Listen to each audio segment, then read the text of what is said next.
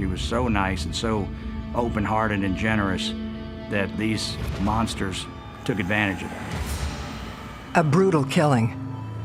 There was blood spattered all over the walls, floor, bed, everywhere. Identifying her body was one of the most difficult things that I've had to do in my life. A dark mystery with multiple suspects. He was stalking her. He would not leave her alone. He was constantly calling her. You have another woman involved, maybe seeking revenge. He was an absolute animal who now, I hope, burns in the hottest part of hell. The truth will be revealed. You know, he kind of had a smile on his face, and he called it the perfect murder. Every day in North America, dozens of people are murdered. The key to solving the toughest of these homicides lies in the final 24 hours of the victim's life. To crack the case, detectives must reconstruct that critical timeline. The minutes and hours containing evidence that can help unlock the mystery and catch the killer.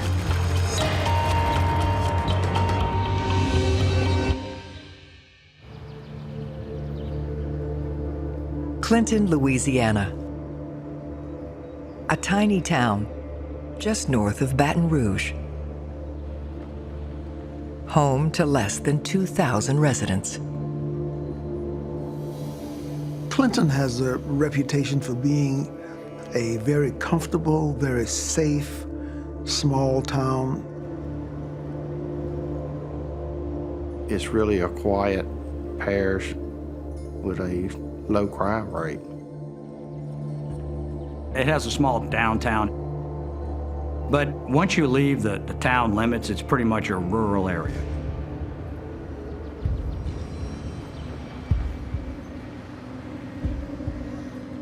On the morning of June 26, a woman co-workers called and asked that we go check on her. The woman is 42-year-old Genora Guillory. They were just concerned because normally she kept in constant contact with them. When our first deputy arrived at the house, the side door by the carport was partially opened and had a dog tied up under the steps. Once he made entry into the house, when he walked around the corner, he looked in the room,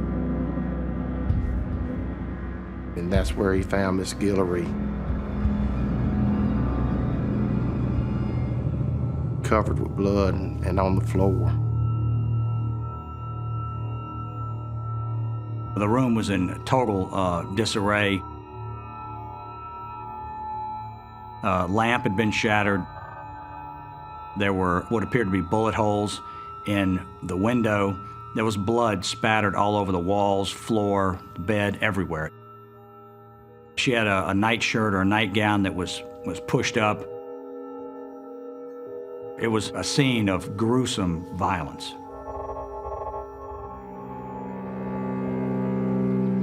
The job of finding Genora's killer falls to Sheriff's investigator, Don McKee. This case was really my first homicide to work, and the scene was really bad. Miss Guillory died from the beating. She'd also been shot several times, and she had also been stabbed several times. You just have to do your job and try to put it to the side. His first task is to notify Genora's family. Disbelief was my reaction when I heard. When we arrived, we had to face the crime scene.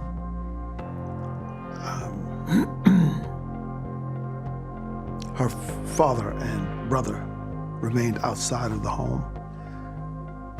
I went in and ultimately had to identify the body for the family. It's one of the most difficult things that I've had to do in my life. If you walk into a room, you see someone and you can recognize them within a millisecond. I had to spend about 3 minutes, 4 minutes comparing things like her lips and the finger structure. And by taking little bits and pieces like that, only then could I make a definite identification.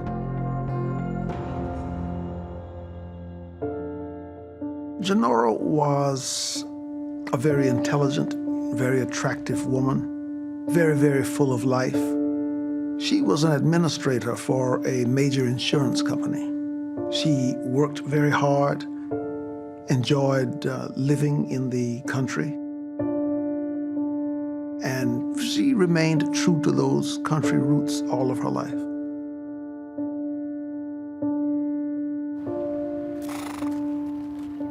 You never heard anything bad about Miss Genora. What we learned is she would help anyone that needed help and do whatever she could for people, and she was just a caring person. She just couldn't say no to human or animal. I think Genora just couldn't pass up an animal that needed help. That's why she ended up with, 20 or 25 dogs and a giant kennel on her property. That's why she ended up with, horses. Many of her animals were strays, particularly the dogs and cats. She purchased the horses, enjoyed riding and enjoyed being just around those horses.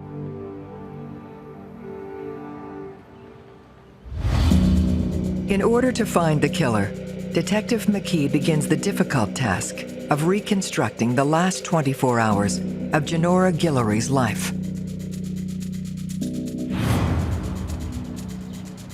When you're building timelines, you have a very open mind. A timeline can be filled in by almost any kind of information. You don't know how far back you have to go until you find somebody to fill the puzzle in. The only timeline we had was when she left work early that Friday to come home. Her co-worker advised us that she did leave early that Friday. It was shortly after noon. The autopsy shows that the homicide could have happened anywhere from noon on Saturday to noon on Sunday. With a wide window of time for her murder, Detective McKee looks to the scene for clues that may lead him to the killer. There's blood by the drawer where the knives were. There's blood on the counter. I think at one time she tried to get a knife or something to defend herself with. The pattern from the side door showed spots of blood to where she ran towards the front door. There was keys in the front door. It was a deadbolt lock. There was blood on them keys that indicated she was trying to get out of that door, that she was trying to run away. Her phone was knocked off the hook. There was blood on the wall there. Despite the violence, there is no physical or forensic evidence pointing to a potential suspect. There was a gun involved, there was a knife, and some type of blunt object. And none of those were found on the scene, so the perpetrator took them away with them. The fact that no murder weapons were left on the scene means that the perpetrator at least had the presence of mind to try and cover their tracks. There was no forced entry, so she had to open the door. The dog was tied up, and we learned real quick that that would have never happened with Miss Guillory. It appeared that someone had secured that dog while they made entry into the house. The indications that we got was basically that she was killed by someone she knew.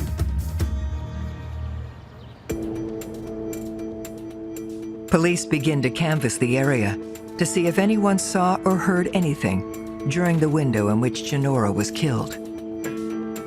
Miss Guillory had very few neighbors right in the area, and the closest neighbor was across the street from her, and that turned out to be the Skippers. Amy and Philip Skipper live with their newborn and a young man they had taken in. Philip Skipper was the guardian or sort of de facto stepfather to a teenage boy named John Ballio. The Skippers and John Ballio were very cooperative. Philip Skipper said that he and John Ballio had been helping a neighbor move on Saturday and didn't arrive home until late that night. Philip said that he, his wife, and child were at the Skipper's trailer across the street after that, and they didn't hear anything. Amy was emotionally destroyed, talking about how well Miss Guillory had treated them and how much Miss Genora had done for them and helped them out. The relationship between Genora Guillory and the Skippers was close. They saw each other all the time, and Genora did whatever she could to help them out because they were poor. They initially lived in this really dilapidated trailer. She helped them get a newer one. She sometimes bought things for them, especially for their baby, diapers, some baby food, formula. She even decided to go ahead and name her good friends across the street as the beneficiaries of a life insurance policy. They would also, in return, do things for Miss Guillory that when she would have to go out of town for her job, they would take care of the animals. She gave them money. They cleaned her house. They were in constant communication all the time.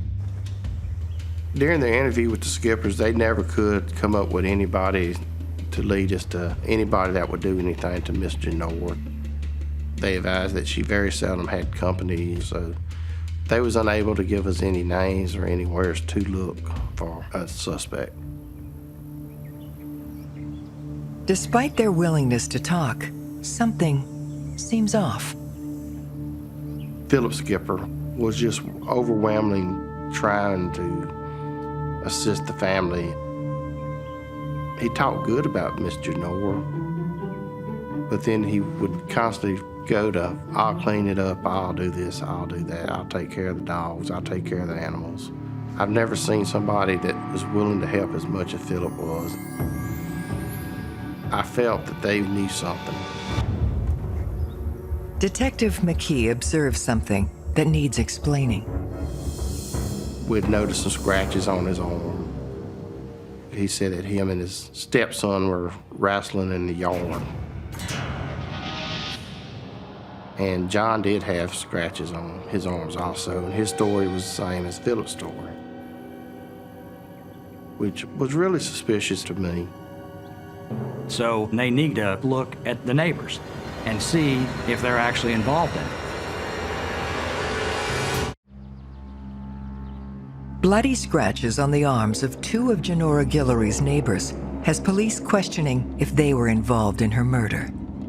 In a case like this, in which the victim struggles with the assailant, it would not be unusual that there be some blood from the victim scratching the assailant. When pressed for an explanation, Philip makes an unusual admission.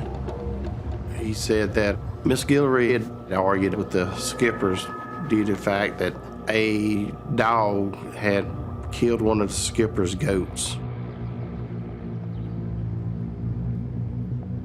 And they was blaming it on Miss Genora's dog.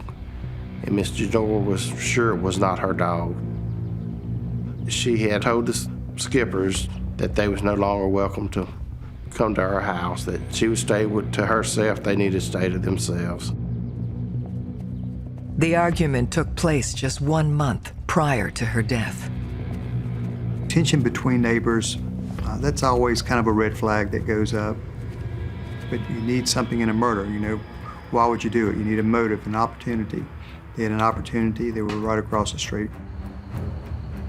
They had a semi-motive that was a tension.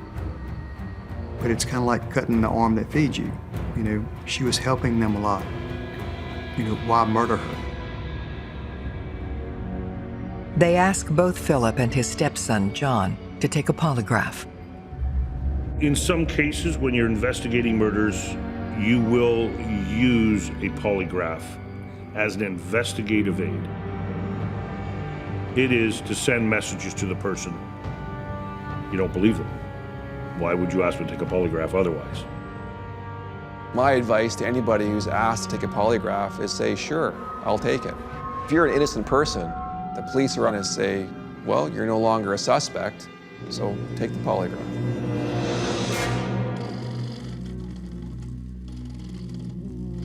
Both Philip and John Ballio had no problem with taking a polygraph.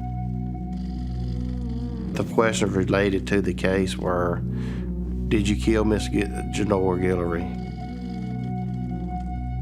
Did you stab or shoot Genora? Can you take us to the gun that was used to kill Miss Genora? Both Philip and John Ballio passed. Once they passed, we had no other evidence to pin them to the murder. Detectives need to find who Genora might have been in contact with in her last 24 hours.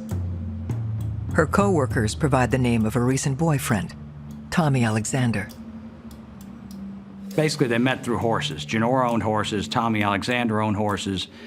They met at the feed store in the nearby town. They started dating. They dated a little while. Then that ended when Genora found out that Tommy Alexander had another girlfriend. That opens up all kind of possibilities. I mean, you have another woman involved. Maybe Tommy would be mad about something. Maybe the other woman would be seeking revenge. It's a crime of passion. People act without thinking.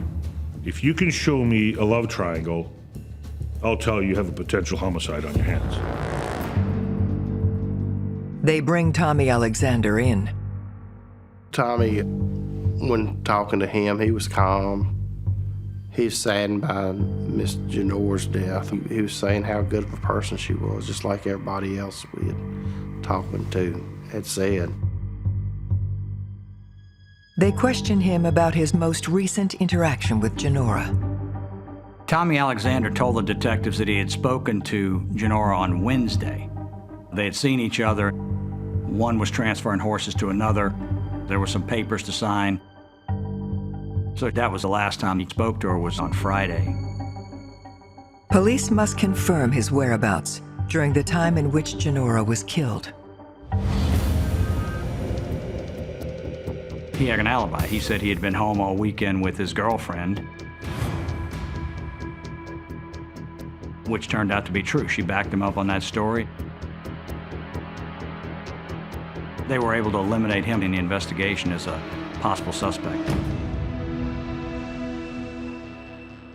He was really upset.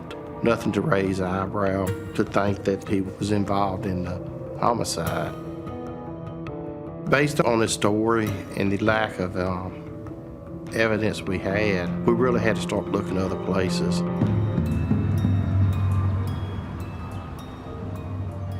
So it was going back, did she have anything out of the ordinary happening in her life? Looking for answers, they turned to Genora's phone records. We had a phone call that would have matched the last day that Miss Genora was alive. We traced it, we tracked it. It was associated with someone named Steve Williams. The call was placed at 8:27 a.m. that Saturday, potentially making Williams the last person to speak to Genora alive. Steve Williams was a Baton Rouge police officer. He pestered her at work to the point where she eventually agreed to go on a date with him. When she got back, she told her coworkers that she never wanted to see him again. She said he was too free with his hands. He kept grabbing her and touching her, and she didn't really want to see him anymore. At the time all this was going on, Steve Williams was actually married. He and his wife had a child, but apparently that didn't stop his romantic pursuits in other areas. Genora's friends say he was relentless. We were told that Steve Williams basically was stalking her, was real aggressive towards Miss Genora. Steve had been coming to her work in Baton Rouge and had actually made everybody in the building feel uncomfortable about the way he would show up to meet Genora when she would get off from work, show up at lunchtime. He was really aggressive towards Genora, trying to get her into a relationship with him.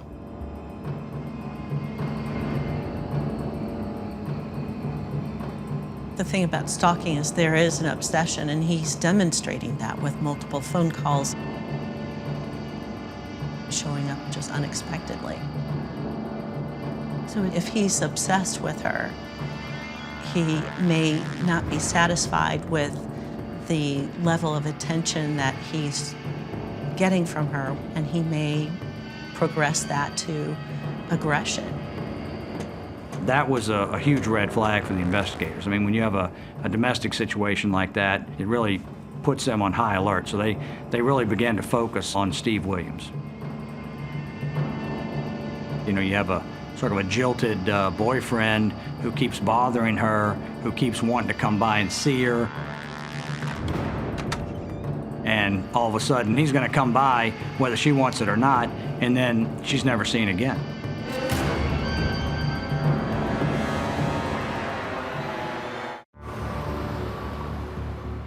Baton Rouge police officer Steve Williams, who once dated homicide victim Genora Guillory, is now the lead suspect in her murder. Police officers don't like investigating other police officers. It's something you want to shy away from. You know, they don't like to think that another cop would be involved in some kind of criminal activity.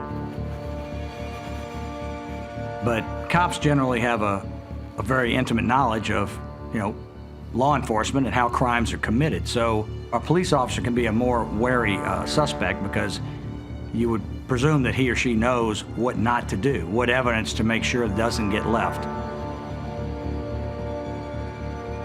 So they make sort of dangerous criminals. They're so knowledgeable about the investigative process itself. His potential involvement comes down to the call he made to her the day she died. When the detectives questioned Steve Williams, you know, of course, he denied having anything to do with Genora's death. He said that they were friends, and he resented the fact that he was characterized as sort of a stalker.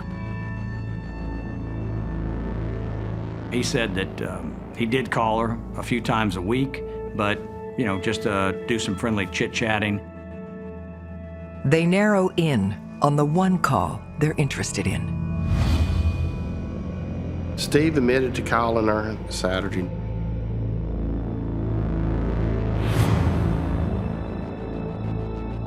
He said that although he did call her, he was going to come by Saturday, he never made it. So the detectives were sort of left with, you know, is this guy telling the truth? He very well may have been the last person, you know, to see her alive. I mean, he could be the killer. Police learn of another call between Steve and Genora, witnessed by her colleagues. So the Friday before Genora was killed, Steve Williams called her work. Her co-workers said they engaged in an argument on the telephone, and then she left work. So, you know, whether that argument played into her leaving work early or it was strictly just to go do some chores around her house, you know, nobody really knows. But there was a verbal altercation on the phone, and then later Steve Williams says that he was going to come by. So, you know, from the investigator standpoint, you know, this is looking more and more like he's the #1 suspect in her murder. They interview his co-workers and discover a disturbing trend. Steve Williams had a reputation, a history of this sort of overly aggressive pursuit of whatever love interest he had. In the Baton Rouge Police Academy, there was a female recruit who made the complaint against him. We interviewed his co-worker, and she was able to give us some information about how Steve Williams acted towards her. She said he kept harassing her, would call her at home, off duty, about academy class type business, but she was in a relationship with somebody and she didn't want him making these late night calls. Based on the information we got about Steve Williams going after her, it was basically the same way that he went after Miss Genora. So it showed a pattern of aggressiveness and jealousy. We look at the past to look to the future. People are creatures of habit. So it's an indicator. It's patterns of behavior and tells. In and of itself is not evidence, but as a trained investigator, you're looking for that because that will lead you to ask certain questions. So he had a reputation for this kind of behavior. And of course the police have to look at this and say, well, this time they could go even a step further. Did he kill her?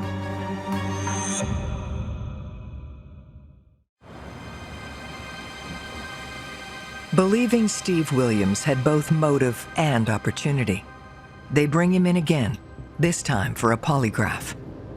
Anytime you investigate a police officer, you got to be careful because you don't know their state of mind. You're telling this man that his career as a police officer is about to come to an end because he's suspected in a murder. He didn't do good on the polygraph. His results indicated that he was lying about one or more things in his answers. And that's when he advised that he was not going to talk to us anymore without a lawyer. So we obtained a search warrant and went to his residence. We actually seized his police car and had it towed to the crime lab for processing. What we was hoping to find was a murder weapon or some bloody clothes or any other type of evidence that might help us in the investigation.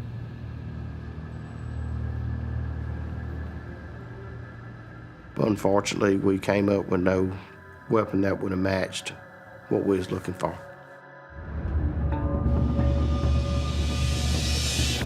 A drop of Genora Guillory's blood in Steve Williams's car or house would have convicted him. I mean, there's really no other excuse for that. I really thought that Steve Williams was the man I was after. Just did not have enough to do anything with. All you have is odd circumstances, him making a phone call, leaving a message, him sort of harassing her at work, but you know, none of that's a crime and they couldn't charge him. That's really when the case came to a complete stop. We just had nowhere else we could follow up to. Not every homicide case can be solved or will be solved. We have to be realistic. You do as much as you can to the best of your ability. You will get frustrated.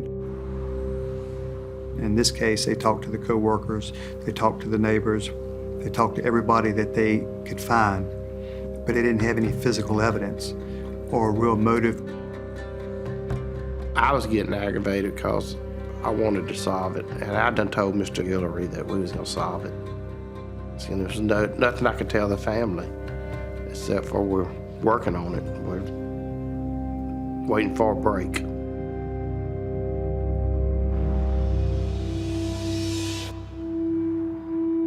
Genora's death took a tremendous toll on her family.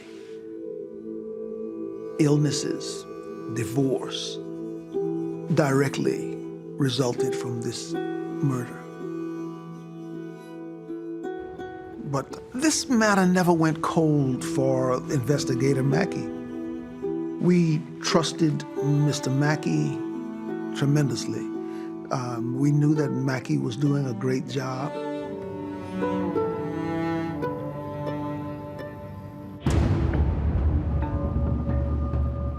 Over a year after Genora's death, police receive a call that sets the investigation back into motion. The detectives got a tip from another jurisdiction. They went over to interview this alleged witness, a guy named Donnie Fisher. Initially, what indicated to the police officers that Donnie Fisher may know something about a homicide in East Feliciana Parish. He had given some details of the murder. I knew exactly what murder he was talking about. When interviewing Donnie, he at first didn't want to cooperate. What I done was I laid pictures of the crime scene and got on to him and said, this woman did not deserve this. She was a good woman. After I showed him that, he told us what was told to him. He was friends with Philip Skipper and John Ballio. Fisher says Genora's neighbors took him to her house after the murder. Donnie Fisher told us then Miss Genora's family paid them to clean up the house. Philip Skipper told me, what would I think if I killed Guillory? And I kind of took it as a joke at first. And what did he tell you? You know, he kind of had a smile on his face, and you know, I knew. He didn't have to just come out and say it. I knew in my mind. He called it the perfect murder. And then he said that John Ballio had taken him into the house and told him step by step how they killed Miss G. When he was taken to the house, what was he saying? He was saying where the blood was. He was telling me everything. If Fisher is telling the truth, this means Skipper and Ballio lied about where they were the night she died. Fisher started giving details of the murder that he would not have knowledge of. And one of them held the dog back, knocked on the door, hit her with a baseball bat, knocked the teeth out, cut her up, shot her in the head. Donnie Fisher implicated Philip Skipper, Johnny Hoyt, Lisa Hoyt, and John Ballio. This information adds 2 new names to the investigation: Philip's sister, Lisa Hoyt, and her husband, Johnny. That's the first time we heard of Johnny Hoyt's name was when we interviewed Donnie Fisher. Johnny Hoyt was kind of a stocky guy. He was kind of a bigger built, muscular type guy. So you have this little tight group of people here, and the statement from Donnie Fisher implicated them all in the murder. Donnie continues, telling police of Philip's admissions. Did he say who cut? He didn't say, he just said we. Did he say who shot? He just said we. It was a gang. It's not, they're like one people, okay? He said it's a thrill. That's what he told me. It was a thrill. He says it's the best feeling he'll ever have. The story that he told, it was no doubt in my mind that we was going after the right people this time.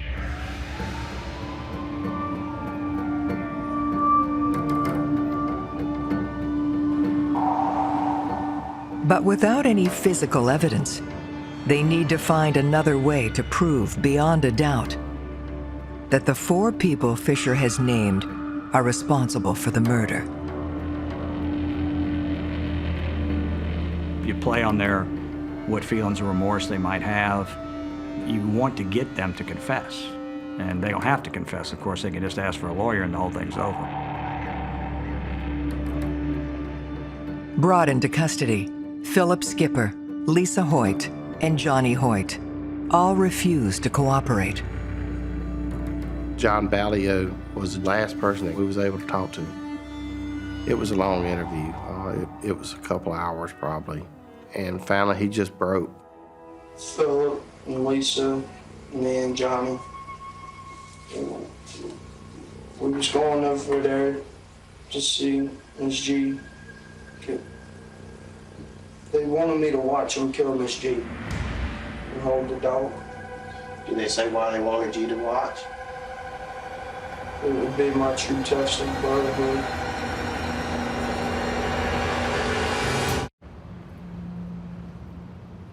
A year after the murder of Genora Guillory, police have damning testimony from a 15-year-old who was witness to the crime. John Ballio basically told us it was part of my initiation to get into the brotherhood, was to go and participate and watch them kill Miss G. The brotherhood was a white supremacist group. It was a hate group, is what it was. And the initials for the Brotherhood was GFBD. God forgives, the Brotherhood doesn't. And, you know, as with all gangs, they're created to intimidate, to scare people. All right, what happens? When we got there, Lisa walked up to the door and knocked on it and told Miss G that she needed some money to get the baby some diapers. And when she did that, Johnny punched Miss G. The first time she got stabbed, Lisa stabbed her. And then Johnny stabbed her, and Philip. They all took turns. When did they shoot her?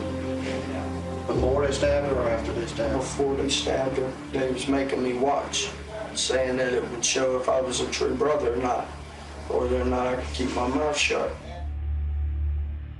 Ballio explains this wasn't the only motivation. He said Miss Guillory had a life insurance policy that was signed over to Philip Skipper and Amy Skipper. The growing fight over the goat and the dog incident made Philip Skipper realize she's going to change the beneficiary on that policy or just outright cancel it, and we need to get over there and kill her so that we benefit from that policy. Two people who live in a trailer out in the middle of the woods, $25,000 was pretty significant. I think race and money played kind of equal parts. If Genora Guillory had been a white woman, I doubt they would have killed her. I think John finally broke because he did feel bad about what happened. I think he realized what he had done was wrong. I thought it was pretty sick myself. I was crying, but I was also just trying to shut up so they wouldn't get worried about me telling them. Because they said if I ever said anything, they'd kill me.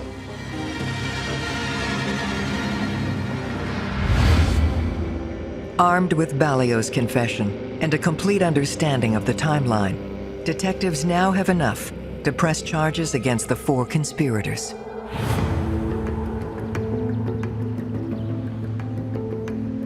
Miss Guillory left work that Friday to come home. Saturday, Philip Skipper, Lisa, and Johnny Hoyt, they had been popping pills, drinking all day long. They determined that they wanted to go over there and initiate John Ballio into the Brotherhood. Midnight, 1 o'clock, they all go over there. Lisa knocked on the door.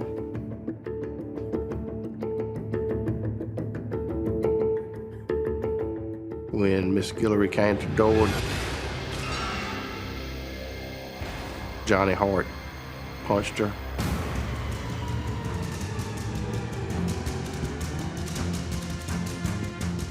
They chased her in the bedroom.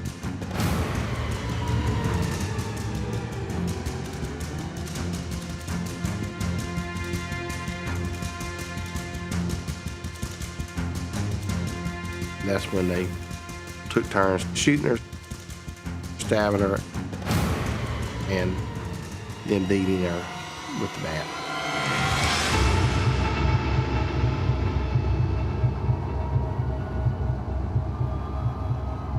After they killed her, they went back to their house. They burned their clothes and shoes. Gun used, they said they threw it off in the river. The district attorney charges all 4 suspects with murder. Lisa Hoyt pled guilty to manslaughter and was sentenced to 25 years in prison.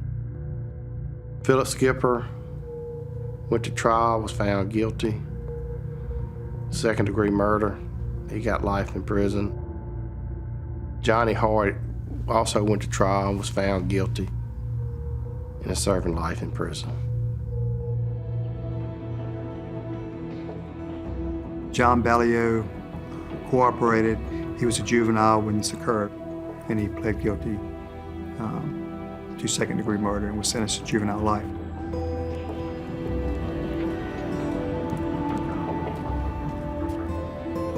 Genora was so nice and so open-hearted and generous that these monsters took advantage of that.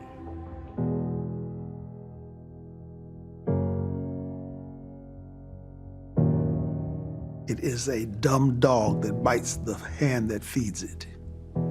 And Philip Skipper was a dumb dog, a swine, an absolute animal, who now, I hope, burns in the hottest part of hell.